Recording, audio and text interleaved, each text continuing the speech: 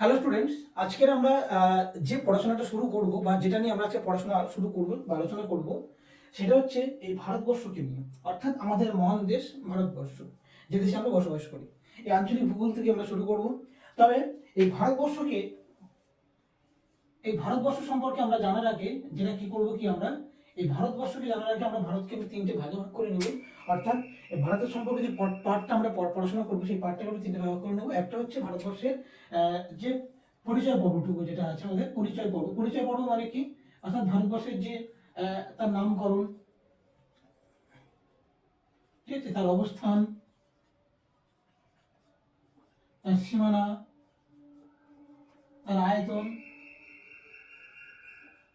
এই সমস্ত বিষয় সম্পর্কে আমরা জানবো। 2 নম্বরের ভাগ যেটা আছে সেটা হচ্ছে তোমার হচ্ছে কি প্রাকৃতিক পরিবেশ। ভারতের পাশের যে বিভিন্ন রকম যে প্রাকৃতিক বিভাগগুলো আছে সেই প্রাকৃতিক বিভাগগুলো সম্পর্কে জানবো আমরা, ভূপ্রকৃতি, নদ নদী, স্বাভাবিক উদ্ভিদ ইত্যাদি।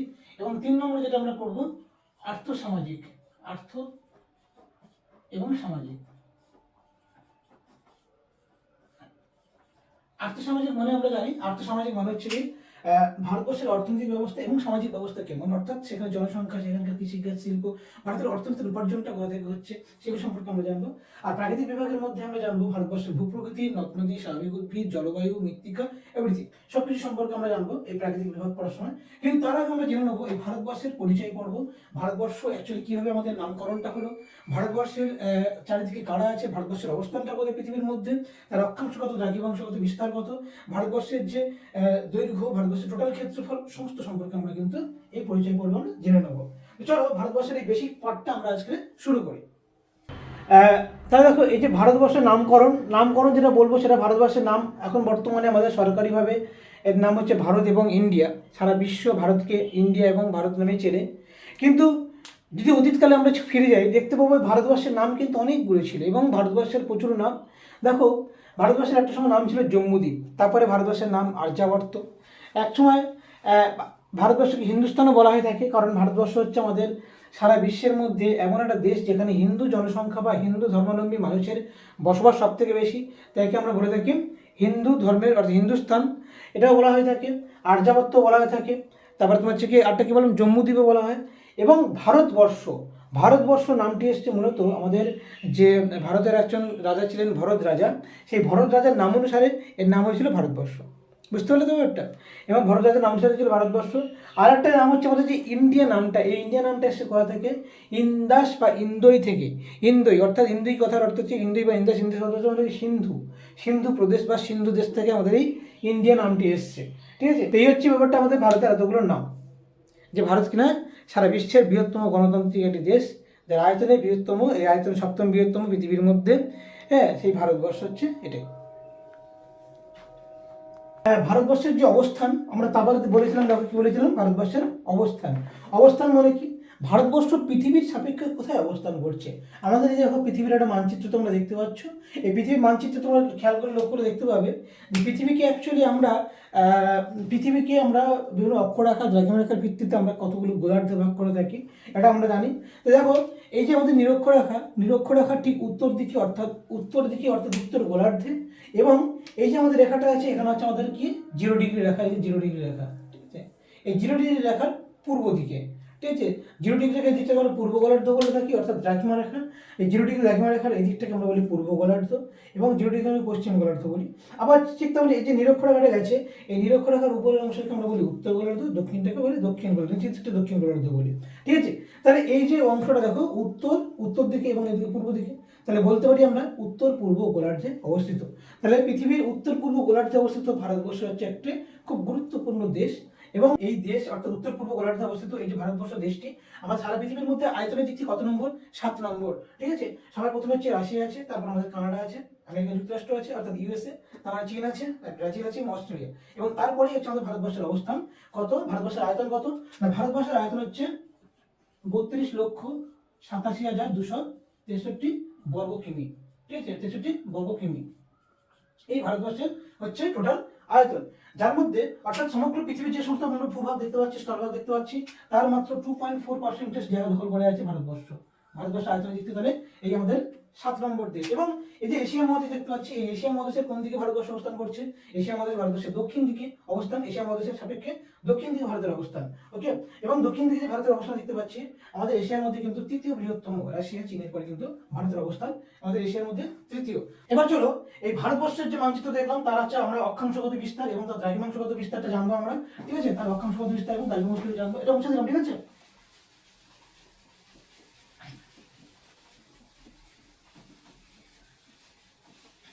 দেখো এই ভারতবর্ষের অক্ষাংশগত বিস্তার এবং দ্রাঘিমাংশগত বিস্তার সম্পর্কে আমরা জানবো। প্রথমে আমরা জানবো অক্ষাংশগত বিস্তার, ঠিক আছে?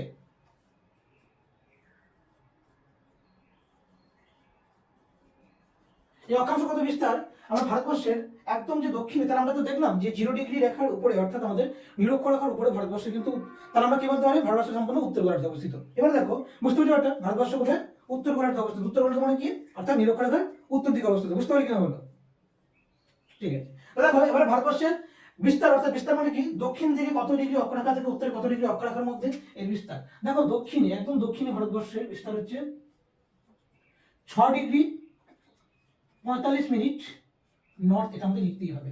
6 ডিগ্রি 45 মিনিট নর্থ থেকে, অর্থাৎ আমাদের যেখানে ইন্দিরা পয়েন্ট শুরু হয়েছে দক্ষিণে একদম ইন্দিরা পয়েন্ট। ভারতবর্ষ শুধুমাত্র যেটা মূল ভূখণ্ড নয়, তারও কিন্তু দ্বীপ দ্বীপ অঞ্চল আছে। সেই দ্বীপটা দেখো মূল ভূখণ্ড থেকে একটু নিচে, মূল ভূখণ্ড থেকে একটু নিচে, অর্থাৎ 6 ডিগ্রি 45 মিনিট থেকে শুরু হচ্ছে। যে জায়গাটার নাম হচ্ছে কি? যে জায়গাটার নাম হচ্ছে ইন্দিরা পয়েন্ট।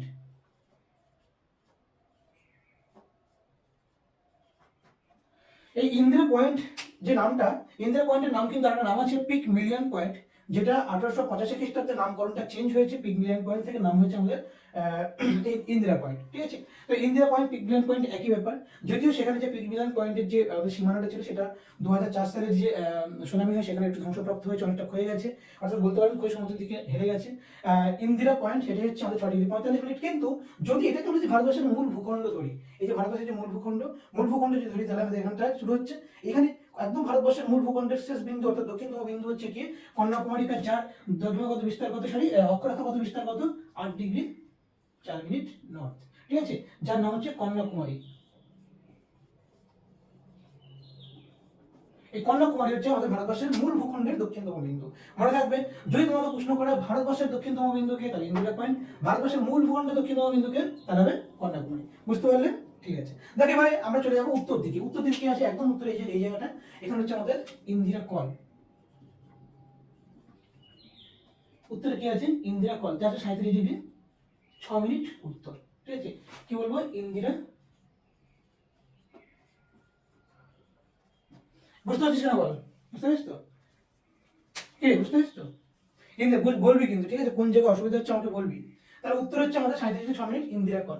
এই হচ্ছে আমাদের ভারতবর্ষের দক্ষিণ থেকে উত্তর দিকের অক্ষাংশগত বিস্তারটা আমরা পেয়ে গেলাম। তাহলে অনেকে কিন্তু গুলিয়ে ফেলে যে দক্ষিণতম বিন্দু ইন্দিরা পয়েন্ট না কন্যাকুমারী। তাহলে প্রশ্ন তোমার কষ্ট করে দেবে, ভারতবর্ষের দক্ষিণতম বিন্দু বললে ইন্দিরা পয়েন্ট, যদি ভুল পাবে মূল ভূখণ্ডের দক্ষিণতম বিন্দু, তাহলে কি বলবে?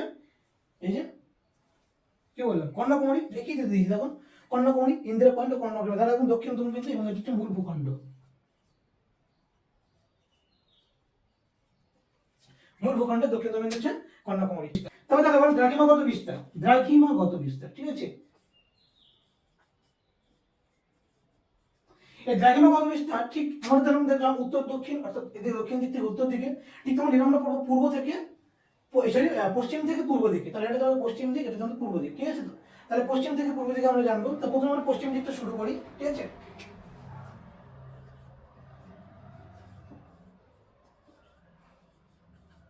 এই পশ্চিম দিকে আমাদের যে গুজরাট রাজ্যের একদম দক্ষিণতম বিন্দু হচ্ছে গুহারমতি বা গুহার মোটর, দুটো কিন্তু একই ব্যাপার। অনেক জায়গায় কিন্তু আমরা গুলিয়ে ফেলি, বিভিন্ন বইতে বিভিন্ন রকম পাবো। গুহারমতি, গুহার মোটর, স্যার তো গুলি ছিল গুহারমতি, তাহলে গুহার মোটর কেন বলছি না? গুহারমতি এবং গুহারমতি দুটো একই ব্যাপার, গুলিয়ে ফেলবে না, ওকে? একদম গুলাবে না কিন্তু। যাই হোক, এই গুহারমতি বা গুহার মোটর এখান থেকে শুরু হচ্ছে আমাদের 67 ডিগ্রি 7 মিনিট, 67 ডিগ্রি 7 মিনিট। এটা হবে ইস্ট, অর্থাৎ পূর্ব গোলার্ধ, যেহেতু বলেছিলাম একবার বললাম না পূর্ব গোলার্ধ। এই 67 ডিগ্রি 7 মিনিট পূর্ব গোলার্ধে, অর্থাৎ এখানে জায়গাটার নাম কি বললাম? গুহারমতি।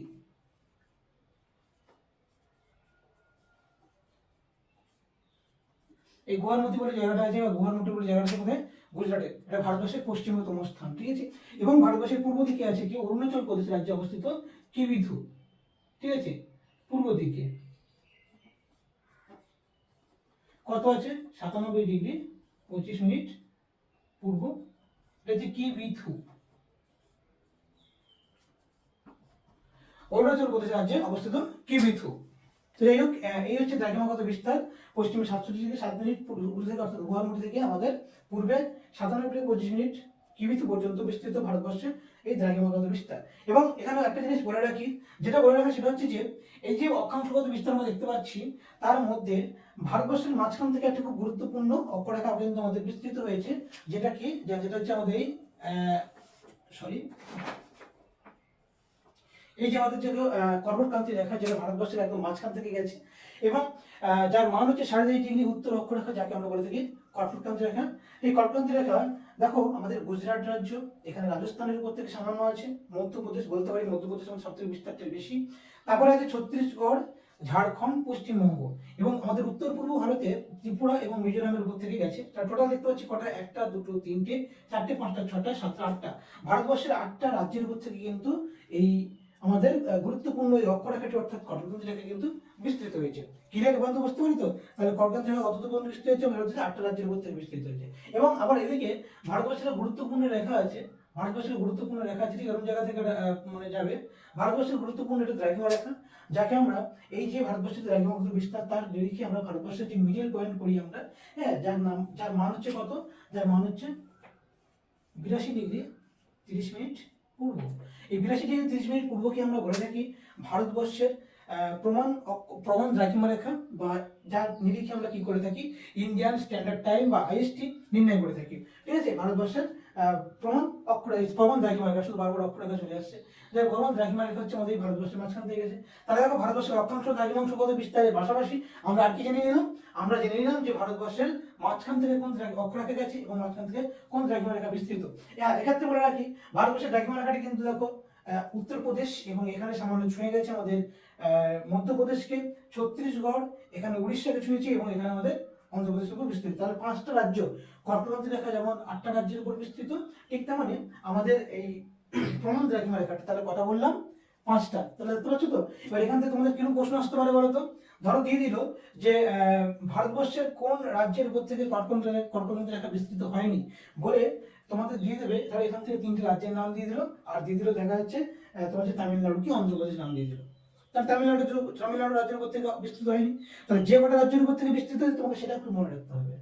অপশন দেখবে, প্রশ্ন ভালো করে বুঝে পড়বে, অ্যান্সার দিয়ে দেবে। ঠিক আছে, এই হচ্ছে ব্যাপার। তো চলো আমরা এবারে এখানে সময় নষ্ট করবো না, এবারে চলে যাবো ভারতবর্ষের যে বিস্তারটা। বিস্তার বলতে কি, আমাদের ভারতবর্ষের এই যে মানে পূর্ব থেকে পশ্চিমের বিস্তার, সর্বাধিক বিস্তৃত অংশটাকে আমরা বলি বিস্তার। সবথেকে বিস্তৃত অংশ কোনটা আছে? ঠিক আছে, দেখো ভারতবর্ষের এখান থেকে আমাদের পূর্ব দিকে যে গুয়াহাটি থেকে আমাদের অরুণাচল প্রদেশ পর্যন্ত, কিবিথু পর্যন্ত এই বিস্তারটা কত আছে?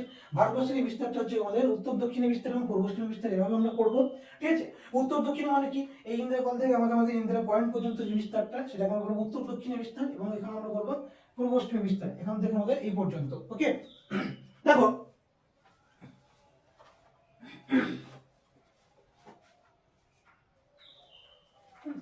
তাহলে এই যে বিস্তার তাহলে বলছি আমরা, তাহলে ভারতবর্ষে তাহলে উত্তর দক্ষিণে বিস্তার, অর্থাৎ উত্তর থেকে দক্ষিণ দিকে বিস্তার কত আছে আমাদের? উত্তর দক্ষিণে বিস্তার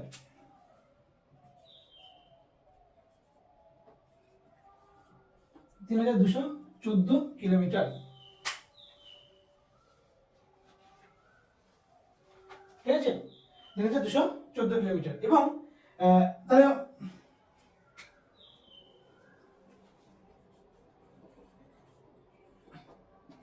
3214 কিলোমিটার। ঠিক আছে, এবং হচ্ছে আমাদের পূর্ব পশ্চিমে বিস্তার, পূর্ব পশ্চিমে 2900 কিমি, 2933 কিলোমিটার। অর্থাৎ এই যে বিস্তারটা দেখতে পাচ্ছ এখান থেকে মোটামুটি এই পর্যন্ত আমাদের এই যে বিস্তারটা, এই যে বিস্তার পর্যন্ত, এটাকে আমরা বলে কি পূর্ব পশ্চিমে বিস্তার। ঠিক আছে, এটা হচ্ছে তাহলে 3214 কিলোমিটার। এবং পূর্ব পশ্চিম বিস্তার কত বললাম?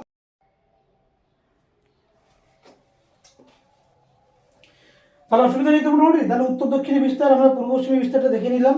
উত্তর দক্ষিণে বিস্তার কত বললাম? 3214 কিলোমিটার। অর্থাৎ এবং গোয়ালন্দ থেকে কিবিথু পর্যন্ত এই যে পূর্ব পশ্চিমে বিস্তার, সেটা কত? 2,933 কিলোমিটার। তাহলে আমরা কি দেখতে পাচ্ছি, ভারতবর্ষের উত্তর দক্ষিণে বিস্তারটা সব থেকে বেশি। ঠিক আছে, তো যাই হোক, এই হচ্ছে ভারতবর্ষের একটা বিশাল দেশ, বিশাল মহাদেশ। আমাদের ভারতবর্ষ দেশটা আমরা পড়লাম। এবার আমরা যেটা জানবো সেটা, আচ্ছা এটা মুছে দিই বলে, এটা মুছে দিচ্ছি। ওকে, এটা মুছে দিচ্ছি, মুছে দিই। দেখা গেছে তো নাকি, না মুছে দিয়ে দেবো, চাপ নেই, তুমি মুছে দিচ্ছি। ওকে।